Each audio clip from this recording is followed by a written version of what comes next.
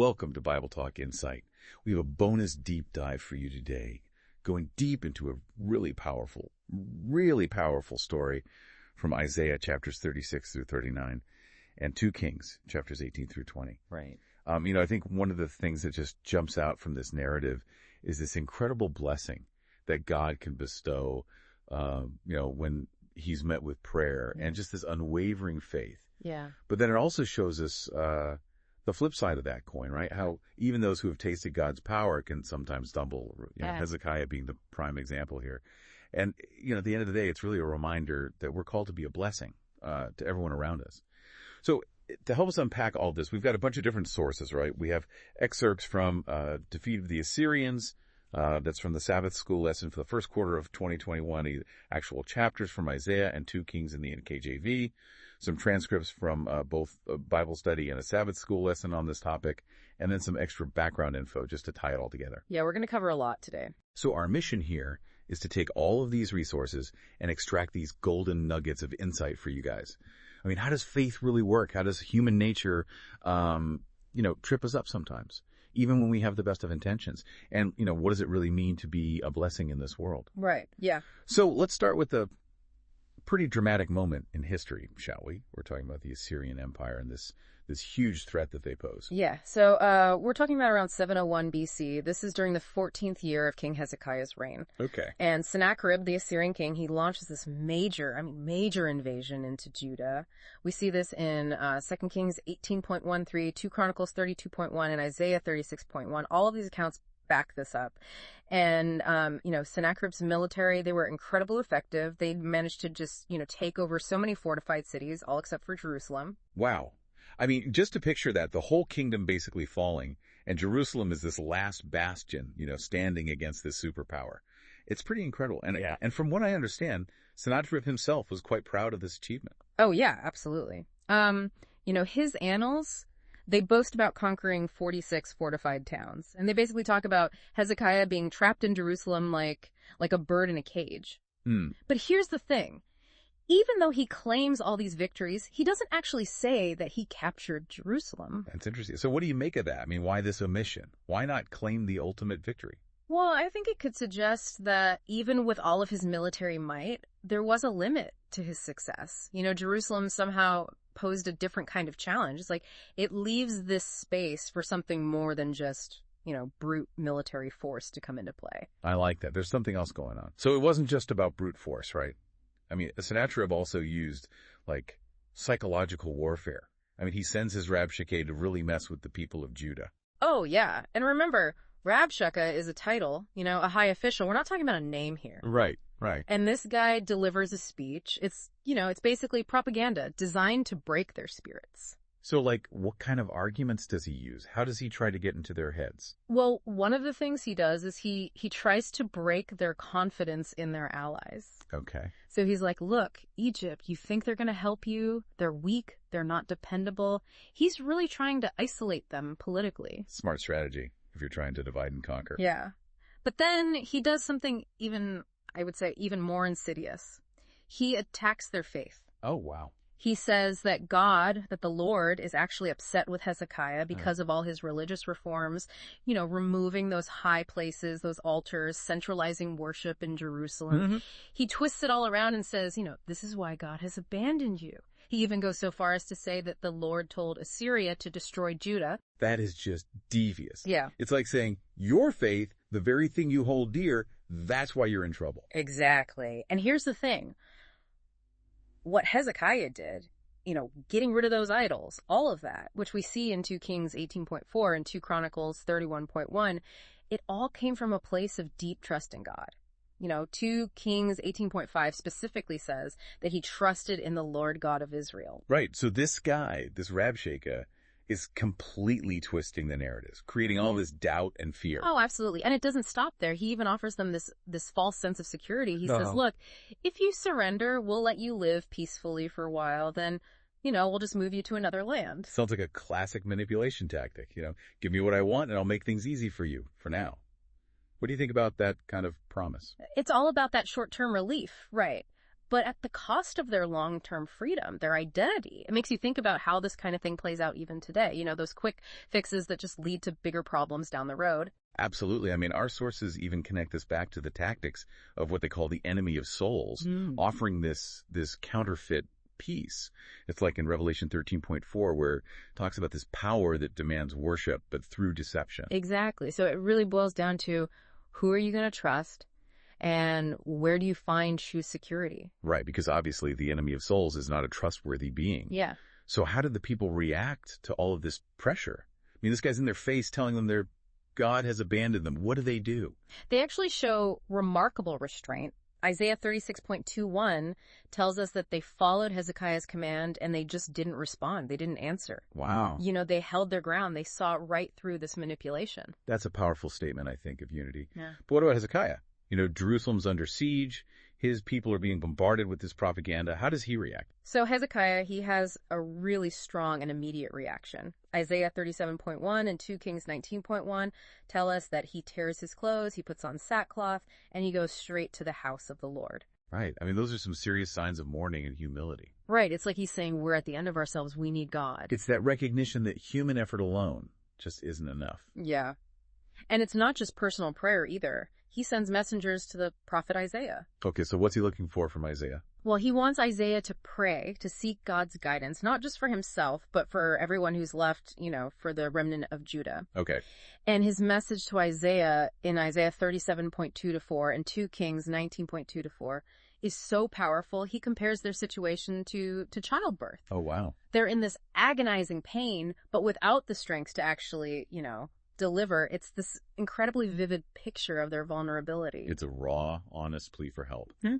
So how does Isaiah respond to this cry for help? I mean, what's God's message in this moment of desperation? Isaiah comes back with this incredible prophecy of assurance. Okay. God says that Sennacherib will hear a rumor and he'll be forced to turn back, to go home, and ultimately he's going to die by the sword in his own land. That's in Isaiah 37.67 and 2 Kings 19.67. It's a direct counter to all of Sennacherib's boasting. It's like, you think you're in control, but I am. Yeah, exactly. God is saying, I see what's going on and I have a plan. But of course, Sennacherib doesn't just back down. He's not one to give up easily. What does he do next? He keeps pushing. He keeps trying to intimidate them. He sends Hezekiah these letters, and they're just filled with blasphemies against God. He demands surrender again. Oh, he's really ramping up the psychological pressure. Yeah, absolutely. We see these letters in Isaiah 37.813, 2 Kings 19.813, and 2 Chronicles 32.17. Wow.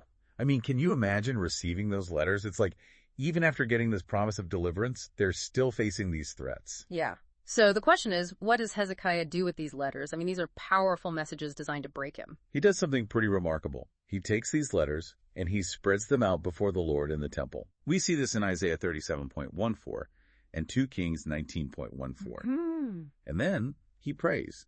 And his prayer in Isaiah 37.1520 and 2 Kings 19.1519 is so revealing. What do you see in this prayer? Well, one thing that really jumps out at me is how Hezekiah starts by acknowledging God's sovereignty. Right. He says, look, you're the creator of heaven and earth. These Assyrian gods, they're nothing. They're just idols. He doesn't even try to argue that Judah deserves to be saved because they're so righteous. Oh. Instead, he appeals to God's reputation. He's like, save us for your own sake, for your glory. Hezekiah is not saying, God, we deserve this. He's saying, God, you deserve the glory for saving us. Exactly. It's a prayer focused on God's character, his purpose in the world. I think it's a good reminder for us that our prayers shouldn't just be about our own little problem. Yeah, we need to bring God's bigger picture into our prayers. Absolutely. So after this heartfelt prayer, how does God respond? Well, let's just say God makes it clear whose side he's on. All right, tell me more. Through Isaiah, he gives this incredibly powerful message of defiance. He calls out Sennacherib directly for his blasphemy, for daring to speak against the Holy One of Israel. Wow. It's all there in Isaiah 37.2129 and 2 Kings 19.2028. You could just feel God's power and his commitment to his people in those verses. And as if that wasn't enough, God gives Hezekiah a sign, a promise. Right. He says, I'm going to provide for you now, and I'm going to restore Judah in the future. That's in Isaiah 37.30-32 and 2 Kings 19.29-31. So after all this tension, all the prayers, what finally happens? Well, the outcome is, let's just say, miraculous. That very night, the angel of the Lord goes out and strikes down 185,000 Assyrian soldiers. 185,000. That's right. It's in Isaiah 37.36, 2 Kings 19.35, and 2 Chronicles 32.21. I mean, that's mind-blowing, just the scale of it. Yeah. It really drives home the point that with God, all things are possible. Absolutely. So Sennacherib is defeated, humiliated. He has to go back to Nineveh. Just as Isaiah prophesied. Exactly. And later, also, as prophesied, he's killed by his own sons. We see that in Isaiah 37.37-38 and 2 Kings 19.36-37. It was this total victory for Judah, and it wasn't because of their military strength. It was God. It's an amazing testament to the power of prayer and faith. Yeah.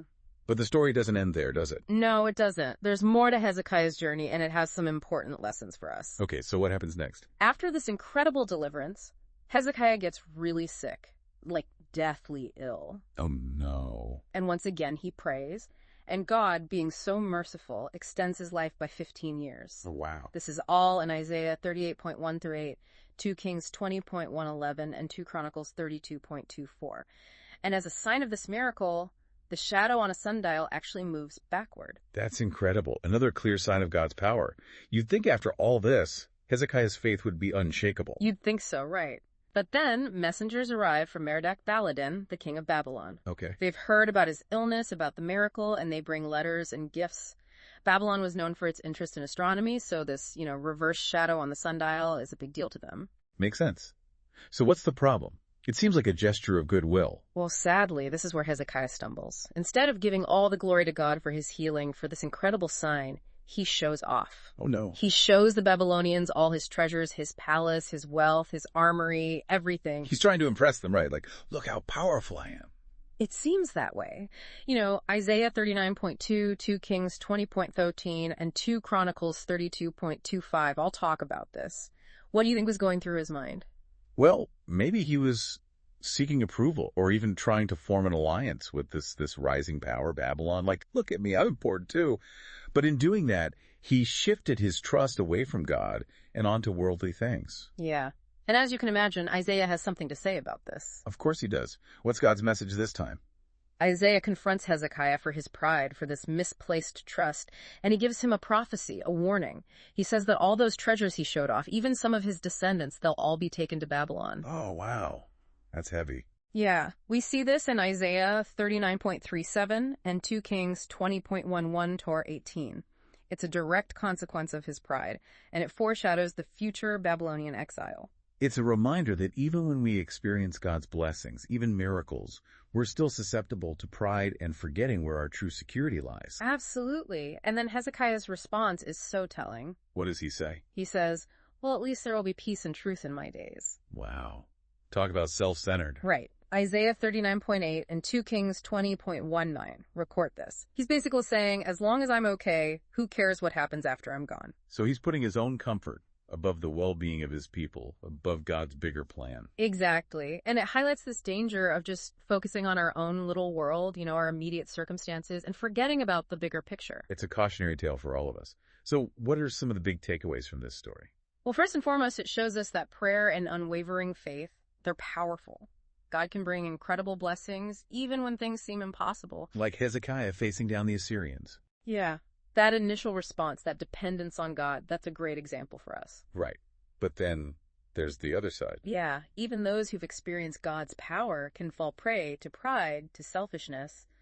Hezekiah, after his healing, is a prime example.